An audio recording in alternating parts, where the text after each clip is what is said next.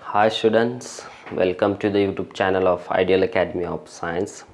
So I hope you are doing well and preparing for your exams at home.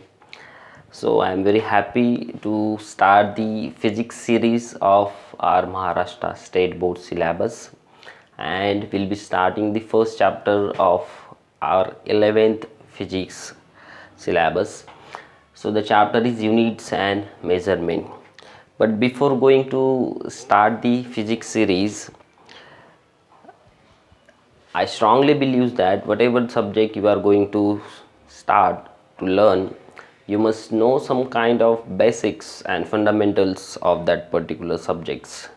If you know the fundamentals of that subject, then it is very easy to understand that subject.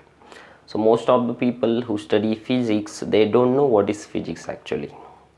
And आपल्या ग्रामीण भागातली सगळ्यात महत्त्वाची problem म्हणजे फिजिक्सबद्दल आपल्याला खूप सारे गैरसमज असतात. म्हणजे फिजिक्स हा खूप कठीण विषय असतो किंवा समजायला अवघड आहे किंवा समजेल की नाही समजेल, अशा प्रकारच्या बऱ्याच गैरसमजुती आपल्या मनामध्ये असतात. But believe me, it is not that tough as you assumes actually. So it is very easy if you go conceptually. If you understand the fundamentals, then it will be easier to understand the every topic in the physics. So that's why I'll be discussing some basic aspects of physics, then we'll move towards the harder chapters. So this is very basic chapter of the physics that everybody should know who is studying the physics. या चॅप्टरमध्ये तुम्हाला जास्त काही एक्झाम्सला question विचारले जात नाही. ज्यात JEE किंवा CET असेल किंवा अदर नीट असेल, त्यांच्यामध्ये याच्यावर जास्त काही तुम्हाला एक्झाम्सला क्वेश्चन्स विचारले जात नाही. पण याचा अर्थ असा नाही का मग हे चॅप्टर इम्पॉर्टंट नाही का. This is very important chapter. It is very basic and fundamental chapter of your syllabus. तुम्हाला या चॅप्टरला अंडरस्टँड केल्यावर बऱ्याचशा गोष्टी क्लिअर होतात. म्हणून ह्या चॅप्टरला पूर्णपणे स्टडी करा आणि याचा नक्कीच फायदा तुम्हाला दुसऱ्या चॅप्टरसाठी होईल. या चॅप्टरमध्ये आपण काय डिस्कस करणार आहोत? सो या चॅप्टरमध्ये आपण युनिट्स आणि मेजरमेंट डिस्कस करणार आहोत. पण त्याच्या आधी फिजिक्स म्हणजे काय असतं ते तुम्हाला सगळ्यांना माहिती असणं हे अत्यंत आवश्यक आहे. फिजिक्स म्हणजे काय? फिजिक्स हा शब्द कुठून आला? तुम्ही ग्रीक लँग्वेजमध्ये जर या शब्दाची ओरिजिन स्टडी केली तर फिजिक्सचा लिटरल मिनिंग हा नेचर होतो. Physics is a nature. काय करतो आपण फिजिक्समध्ये? काय स्टडी करतो? फिजिक्समध्ये आपण नॅचरल फेनॉमिनॉन्सचा अभ्यास करत असतो. आपल्या आजूबाजूला होणाऱ्या जेवढ्या पण नॅचरल फेनॉमिनॉन्स आहेत त्या सगळ्या फिजिक्समध्ये येतात. मग ती हवेची स्पीड असेल, पाण्याचा फ्लो रेट असेल, काही ग्रह असेल, तारे असतील, प्रकाश असेल, सनलाईट असेल, वेगवेगळे इलेक्ट्रोमॅग्नेटिक स्पेक्ट्रम्स असतील, सगळं मेकॅनिकल थिंग्स असतील, मेकॅनिक्समध्ये जे पण आपण गाड्या, व्हेकल्स एवढेही यूज करतो, सगळं फिजिक्सचा पार्ट असतो. म्हणून फिजिक्स हा आपण एका नेचरला अभ्यास करण्यासाठी यूज करत असतो किंवा नेचरला अंडरस्टँड करण्यासाठी, नॅचरल प्रिन्सिपल्स अंडरस्टँड करण्यासाठी फिजिक्स ही स्ट्रीमचा अभ्यास आपण करत असतो. म्हणून physics is literally it is a nature. So study of nature you can say. नेचरमध्ये सगळंच येतो. There is no any limit in the physics. असं म्हटलं जातं की physics is the king of science because it is very difficult.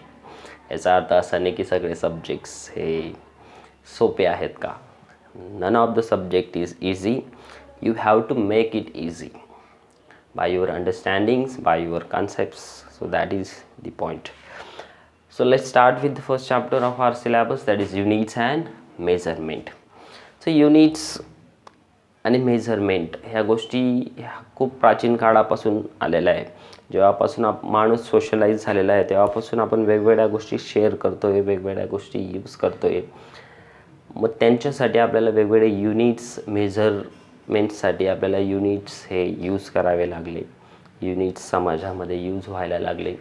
मग या ठिकाणी आपण युनिट्स काय काय असतात त्या सगळ्या गोष्टी या चॅप्टरमध्ये बघणार आहोत. आणि सगळ्यात महत्त्वाचं म्हणजे will be discussing the details of physical quantities. Physical quantities is very important topic in the physics.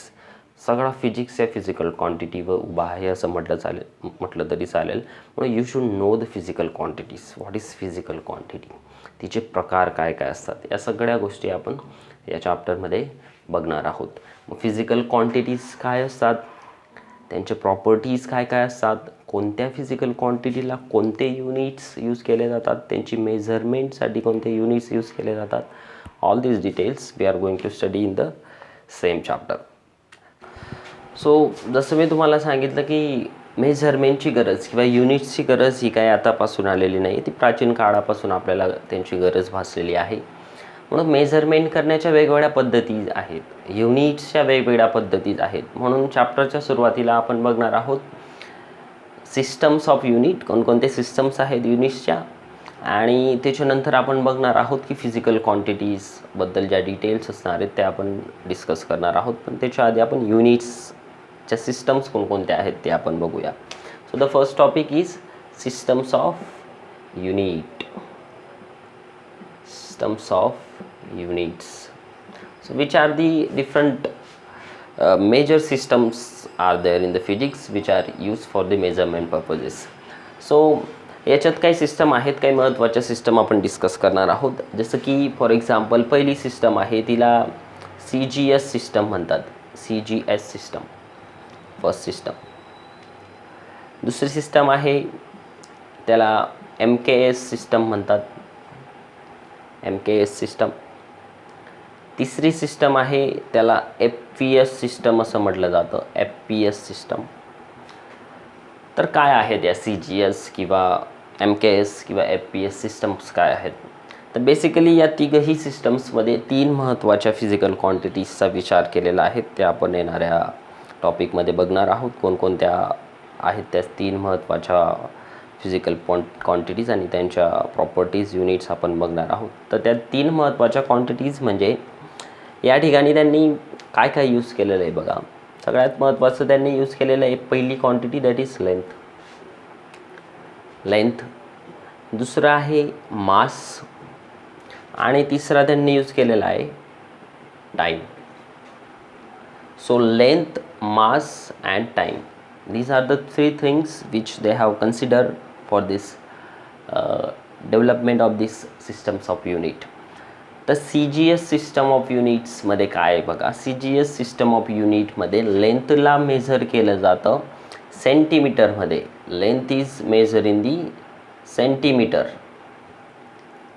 whereas mass is measure in the grams. मासला ग्रॅम्समध्ये मेजर केलं जातं CGS सिस्टममध्ये.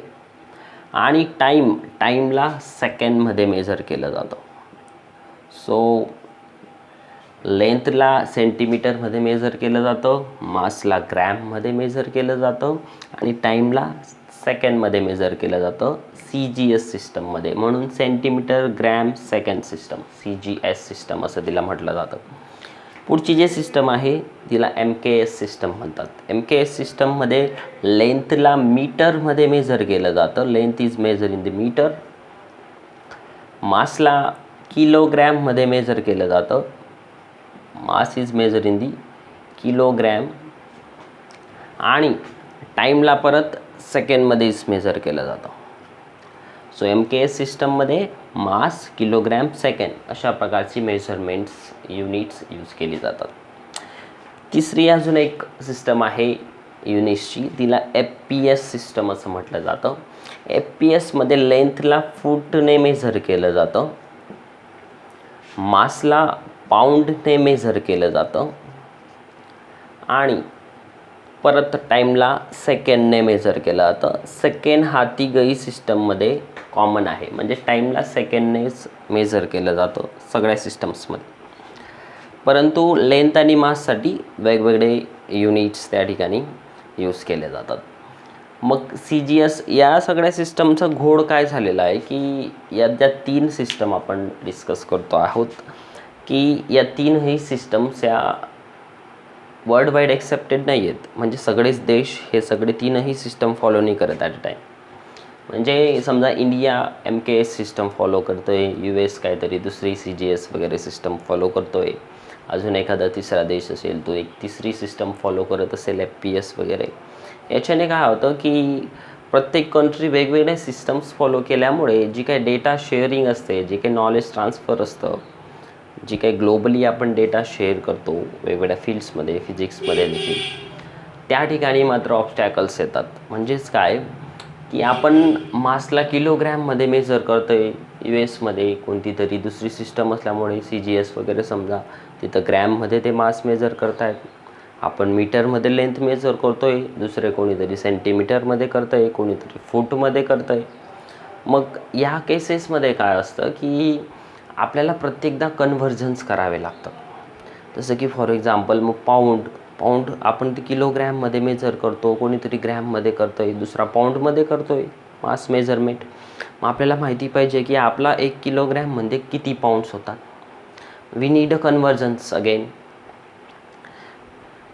कन्व्हर्जनची गरज पडते, म्हणून सगळ्यांमध्ये हा थोडासा एक ऑब्स्टॅकल्स निर्माण होतात स्टडी करायला. म्हणून या सगळ्या सिस्टम्स एवढ्या ग्लोबली ॲक्सेप्टेड नाही आहेत. मग काय करायचं, याच्यावर पर्याय काय? तर एक इंटरनॅशनल कॉन्फरन्स होत असते on the weight and measurements. एक इंटरनॅशनल जनरल कॉन्फरन्स होते वेट्स आणि मेजरमेंट्सवर. एक 14वी इंटरनॅशनल कॉन्फरन्स झाली होती 1971मध्ये आय थिंक. आणि त्या कॉन्फरन्समध्ये असं डिसाईड केलं गेलं होतं की त्यांनी रिकमेंड केलं होतं की we need to use a common system of measurement which can be use world wide. संपूर्ण जगामध्ये एकच कोणती तरी सिस्टम डेव्हलप करायची की ते सगळेजण यूज करू शकतील, म्हणजे कन्फ्युजन्स होणार नाहीत. मग त्या इंटरनॅशनल जनरल कॉन्फरन्समध्ये एक रिकमेंडेशन केलं गेलं, एक नवीन सिस्टम रिकमेंड केली गेली जी संपूर्ण जगाने यूज करावी. मग ती चौथी आणि इम्पॉर्टंट सिस्टम होती, तिला म्हणतात SI सिस्टम. SI सिस्टम म्हणजे इंटरनॅशनल सिस्टम ऑफ युनिट्स असं तिला म्हटलं जातं. SI म्हणजे इंटरनॅशनल सिस्टम ऑफ युनिट्स. ही जी SI सिस्टम आहे ही मात्र वर्ल्ड वाईड ॲक्सेप्टेड सिस्टम आहे. SI सिस्टमचे जे युनिट्स आपण यूज करतो डिफरंट फिजिकल क्वांटिटीजसाठी, ते संपूर्ण जगामध्ये तेच असतात. म्हणजे मी जर भारतामध्ये लेंथला मीटरमध्ये मेजर करत असेल तर US असेल, आफ्रिकन कॉन्टिनेंट्स असतील, युरोपियन असेल, कोणतेही असेल, सगळ्या ठिकाणी तेच म्हणजे मीटरच त्या लेन्ससाठी युनिट यूज केलं जाईल. याचा फायदा असा की आता जे नॉलेज ट्रान्सफर होईल, डेटा ट्रान्सफर जो होईल, इथं कोणत्याहीच कन्व्हर्जनची गरज नाही. कारण माझा 1 मीटर म्हणजे तेवढाच आहे जेवढा त्यांचा 1 मीटर आहे. कारण हा एक वर्ल्ड वाईड आणि कॉमन युनिट त्या ठिकाणी लेन्ससाठी यूज होतो आहे, तसंच अदर फिजिकल क्वांटिटीजसाठी सुद्धा. म्हणूनच SI युनिट्स हे खूपच इम्पॉर्टंट युनिट्स आहेत. आणि त्या SI युनिट्स पूर्ण वर्ल्ड वाईड ॲक्सेप्टेड असल्यामुळे कोणत्याच प्रकारचे कन्फ्युजन्स त्या ठिकाणी निर्माण होत नाही. तर मग हे 4 महत्त्वाचे सिस्टम्स ऑफ युनिट आहेत: CGS, MKS, FPS आणि international system of units. So we will be using only SI units. Mostly we'll be preferring the SI units to study all the coming concepts.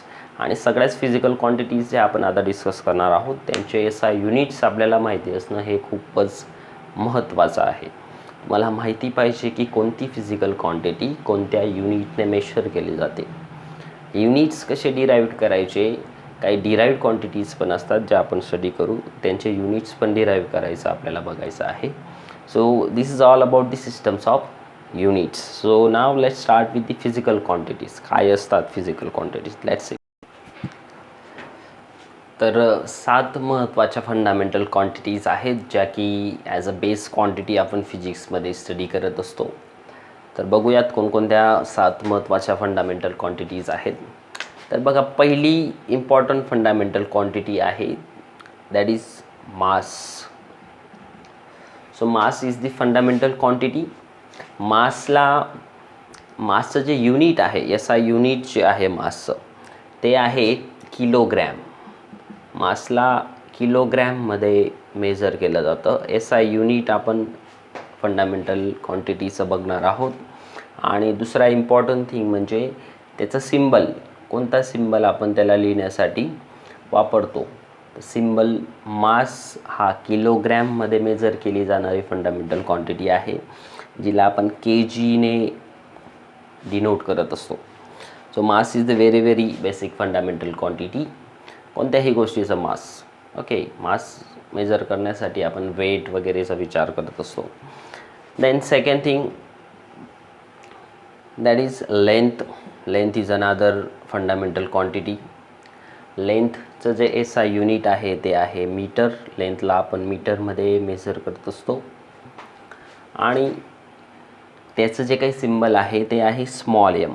Small एमने आपण मीटरला लिहित असतो. Third important fundamental quantity that is time.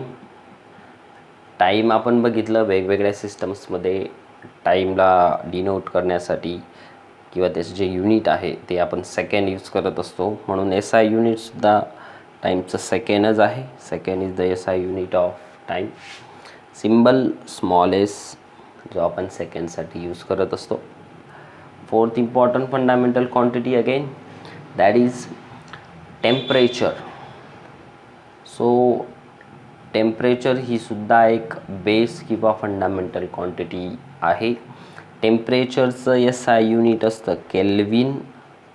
Kelvin हे टेम्परेचरचं SI unit आहे. Temperature आपण ऐकत असतो की एवढ्या डिग्री सेल्सिअस किंवा एवढ्या फॅरेनहाईट. हे degree Celsius, Fahrenheits all are the units. But SI unit जे आहे टेम्परेचरचं ते केल्विन आहे, लक्षात ठेवायचं. तर याला कॅपिटल K ने डिनोट केलं जातं which is the symbol for kelvin. Temperature केल्विनने मेजर केलं जातं. देन पाचवी इम्पॉर्टंट अजून फंडामेंटल क्वांटिटी किंवा बेस क्वांटिटी आहे electric current. Electric current. Electric current ही पाचवी फंडामेंटल क्वांटिटी सांगता येईल. इलेक्ट्रिक करंटचं जे SI युनिट आहे ते आहे ॲम्पियर. तो ampere is the SI unit for electric current which is denoted by capital A again. So this is electric current. Ampere is the SI unit. सहावी fundamental quantity आहे luminous intensity. Luminous intensity. Luminous इंटेन्सिटीमध्ये काय असतं की आपण एक amount of light major करत असतो. हे सुद्धा एक महत्त्वाचं फंडामेंटल क्वांटिटी आहे जी आपण लाईट्स वगैरेच्या चॅप्टर्समध्ये आपल्याला कामात येते. तर याच्यासाठी जे काही SI युनिट आहे ल्युमिनस इंटेन्सिटी ते आहे candela. So candela is the SI unit for luminous intensity. ज्याचा सिम्बल असतो CD. त्याला CDने आपण डिनोट करत असतो कॅन्डेलाला. सातवी आणि शेवटची फंडामेंटल क्वांटिटी आपल्याला सांगता येईल amount of substance. Amount of substance. Amount of substance he seventh important fundamental quantity आहे जिला आपण कशाने मेजर करतो तर मोलने मेजर करतो. लक्षात ठेवा mole is the SI unit for amount of substance in any matter. याच्यासाठी आपण सिम्बल वापरतो MOL मोल. That is for amount of substance in a given matter. So या 7 इम्पॉर्टंट फंडामेंटल क्वांटिटीज आहेत ज्या की आपण इतर क्वांटिटीजला स्टडी करण्यासाठी सुद्धा यूज करतो. यांच्यापासून आपण असंख्य क्वांटिटीज ह्या डिराईव्ह करू शकतो. आपण बघूया त्या कोणकोणत्या क्वांटिटीज आहेत त्यांचे काही एक्झाम्पल्स बघूया. तर ह्या 5 फंडामेंटल क्वांटिटीज तुम्हाला लक्षात ठेवायच्या आहेत आणि महत्त्वाची गोष्ट त्यांचे SI युनिट्स तुम्हाला लक्षात ठेवायचे आहेत. सिम्बल्स पण लक्षात असू द्या म्हणजे रीड करताना किंवा लिहिताना तुम्हाला या सगळ्या सिम्बल्स हे याला एन्काउंटर व्हाल तुम्ही तेव्हा तुम्हाला सांगता यायला पाहिजे की कोणता सिम्बल काय युनिट डिनोट करतो आहे. तर अगेन शॉर्टली रिवाईज करूया. मास पहिली फंडामेंटल क्वांटिटी किलोग्रॅम त्याचं SI युनिट आहे. kgमध्ये लिहिलं जातं, डिनोट केलं जातं. सिम्बल हा kg आहे. लेंथ ही दुसरी महत्त्वाची फंडामेंटल क्वांटिटी जिला मीटरमध्ये SI युनिट हे मीटर आहे, मीटरमध्ये मोजलं जातं, कॅपिटल M ने लिहिलं जातं. टाईम तिसरी महत्त्वाची फंडामेंटल क्वांटिटी बेस क्वांटिटी जिला सेकंडमध्ये मेजर केली जाते, स्मॉल s तिचं सिम्बल आहे. Fourth temperature. टेम्परेचरला भरपूर सारे युनिट्स आहेत, पण SI युनिट टेम्परेचरचं केल्विन आहे, कॅपिटल केने डिनोट केलं जातं. इलेक्ट्रिक करंट ही सुद्धा एक फंडामेंटल क्वांटिटी आहे, जिला ॲम्पियरमध्ये मेजर केलं जातं. करंटला कॅपिटल एने डिनोट केलं जातं. Luminous intensity, light, amount of लाईटशी असोसिएटेड आहे. ल्युमिनस इंटेन्सिटीला कॅन्डेलाने मेजर केलं जातं. कॅन्डेलाला CD या अल्फाबेट्समध्ये लिहिलं जातं. देन लास्ट फंडामेंटल क्वांटिटी आहे amount of substance. Amount of substance in a matter. So that is measure by the mole. That is measure in a mole. तो MOL मोल हा त्याचा सिम्बॉल असणार आहे. तर ह्या सगळ्या 7 फंडामेंटल क्वांटिटीज आहेत.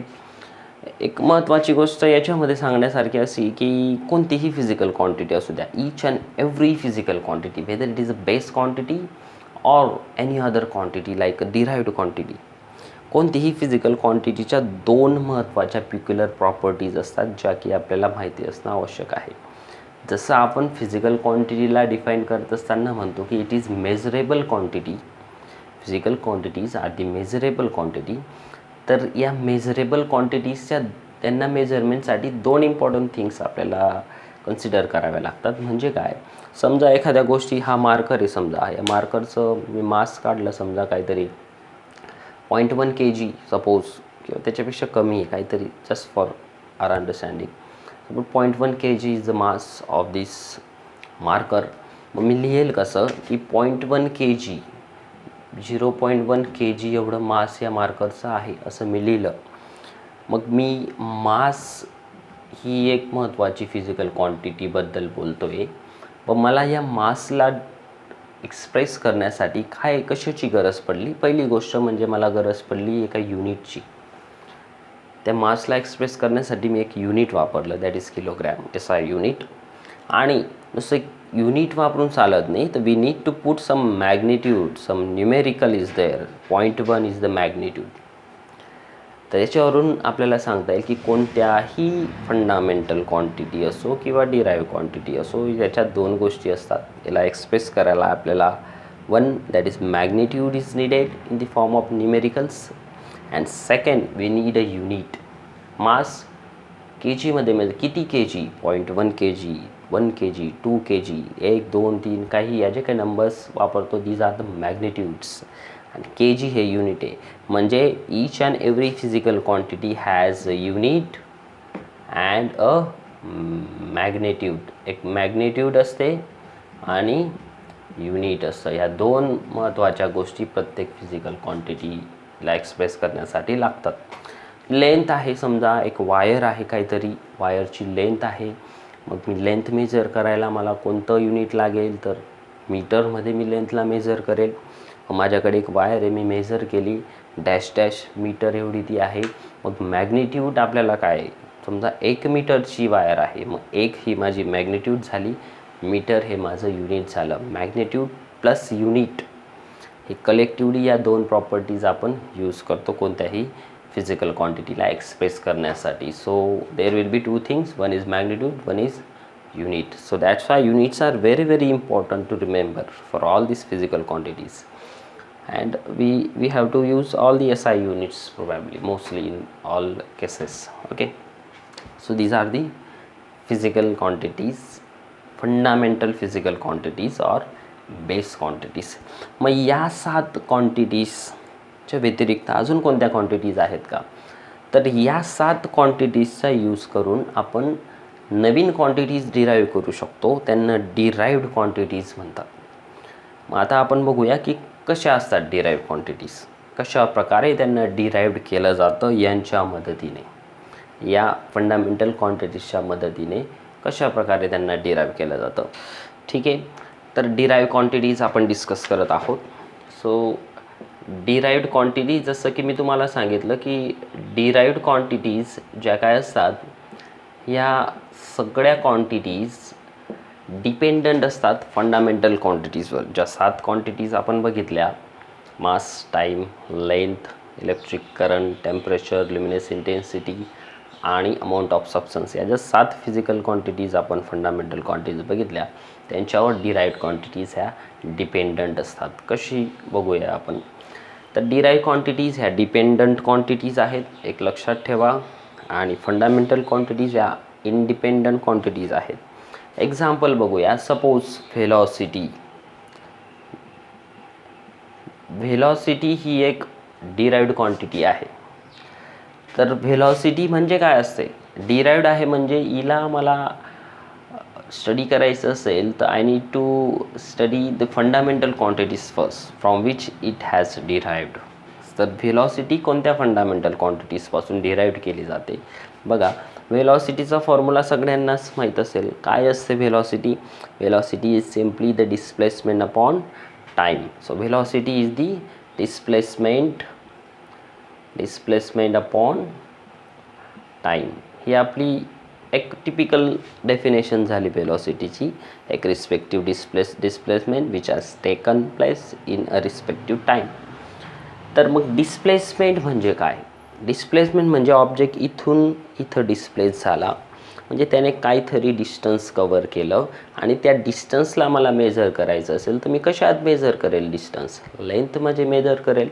म्हणजे डिस्प्लेसमेंट ही माझी काय आहे? It is a type of or it is express in a length. टाईमला मी कशामध्ये मेजर करेल? Time is a fundamental quantity. Time is itself fundamental quantity. Displacement ही एक लेंथ आहे, टाईम ही एक फंडामेंटल क्वांटिटी आहे. मग लेंथ आणि टाईम ह्या दोघं काय आहेत? तर फंडामेंटल क्वांटिटीज आहेत. म्हणून व्हेलॉसिटीला डिराईव्ह करायला आपल्याला लेंथची आणि टाईमची मदत घ्यावी लागते.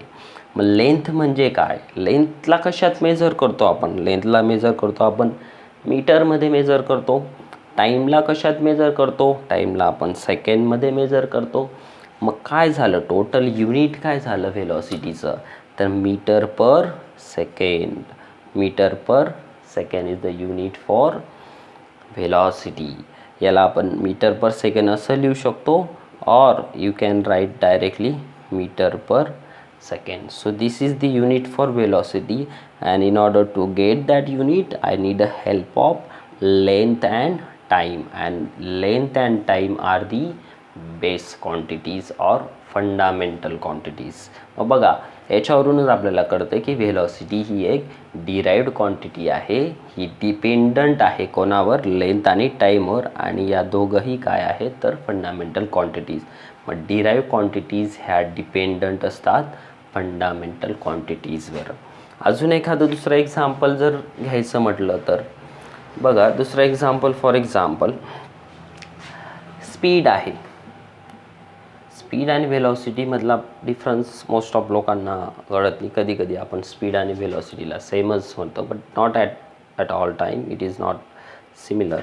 तर स्पीड म्हणजे काय? स्पीड म्हणजे डिस्टन्स अपॉन टाईम. अगेन परत डिस्टन्स आलं, डिस्टन्सला मेजर करेल मी लेंथमध्ये, टाईमला measure, time is itself fundamental quantity, तो लेंथला मीटरमध्ये आणि टाईमला सेकंडमध्ये. परत मीटर पर सेकंड तेच युनिट त्याचं येणार आहे. म्हणून स्पीडसुद्धा एक डिराईव्ह क्वांटिटीज आहे जी लेंथ आणि टाईमवर डिपेंडंट आहे.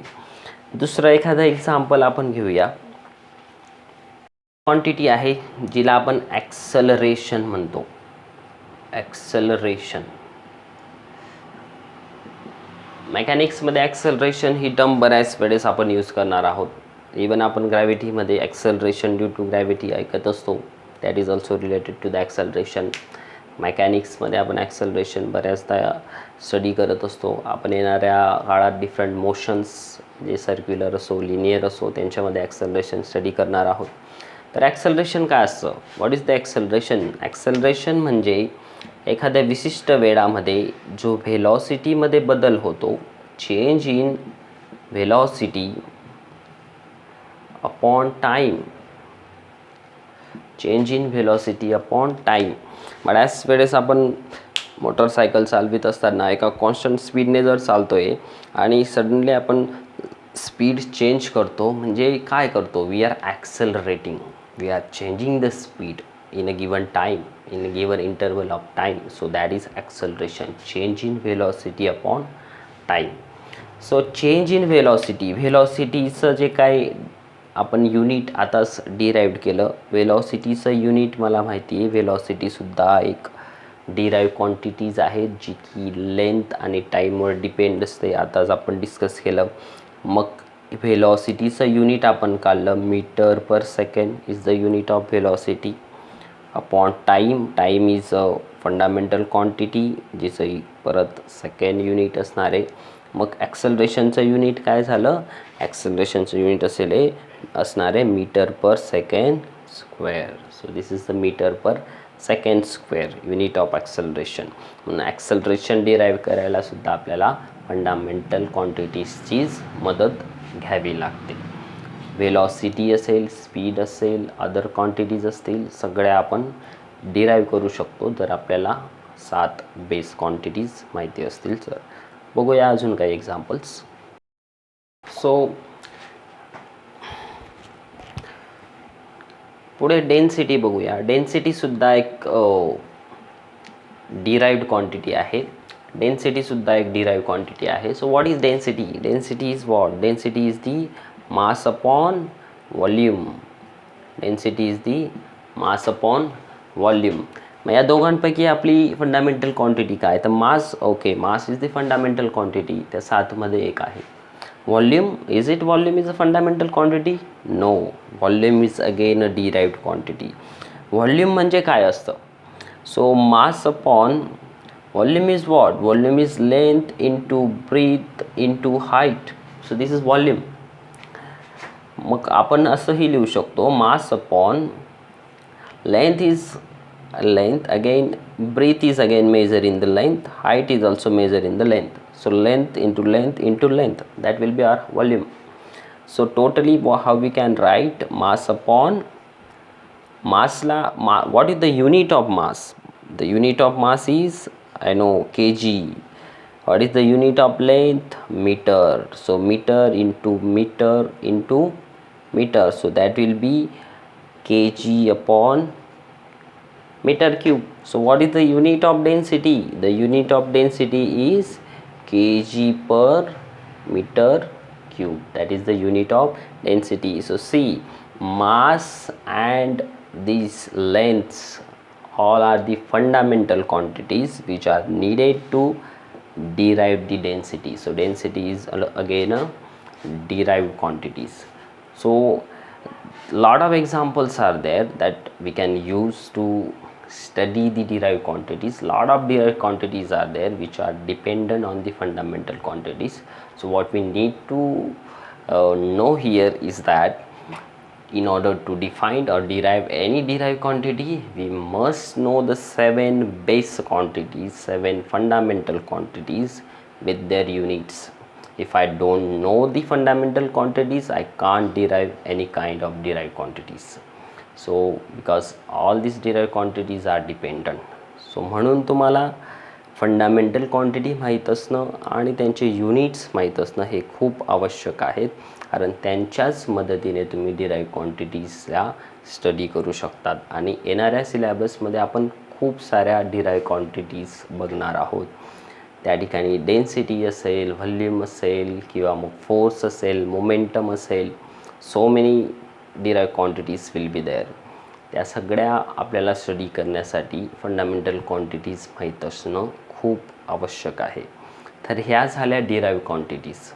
यांच्या आता तुम्हाला दोघांमध्ये डिफरन्स सांगता यायला पाहिजे की फंडामेंटल क्वांटिटी आणि डिराईव्ह क्वांटिटीमध्ये काय डिफरन्स आहे, कोणत्या फंडामेंटल क्वांटिटीज आहेत आणि कोणत्या डिराईव्ह क्वांटिटीज आहेत, हे सुद्धा तुम्हाला ओळखता यायला पाहिजे. मग या सगळ्या फिजिकल क्वांटिटीजला सोडून अजून कोणत्या फिजिकल क्वांटिटीज असतात का? So they do exist. There are some other exceptional physical quantities which have not included either in a fundamental or in a derived quantities. मग त्या कोणत्या क्वांटिटीज आहेत त्या सुद्धा आपण डिस्कस करणार आहोत. 2 अशा क्वांटिटीज आहेत ज्या की वेगळ्या क्वांटिटीज आहेत, which are related to the angles. 2D आणि 3D म्हणजे प्लेन आणि सॉलिड अँगल्सशी रिलेटेड ते क्वांटिटीज आहेत, फिजिकल क्वांटिटी. ते आपण एका सेपरेट टॉपिकमध्ये स्टडी करणार आहोत. त्या 2 क्वांटिटीज आणि ह्या फिजिकल आणि या physical fundamental and derive quantities, अशा या सगळ्या फिजिकल क्वांटिटीज आपल्याला सांगता येतील. So this is very very basic. या सगळ्या गोष्टी तुम्हाला माहीत असणं आवश्यक आहेत. यांच्याच मदतीने तुम्ही येणाऱ्या सिलेबसला इझिली अंडरस्टँड करू शकतात. So that's all about the physical quantities. So we'll be discussing the remaining physical quantities in the next video. Thank you.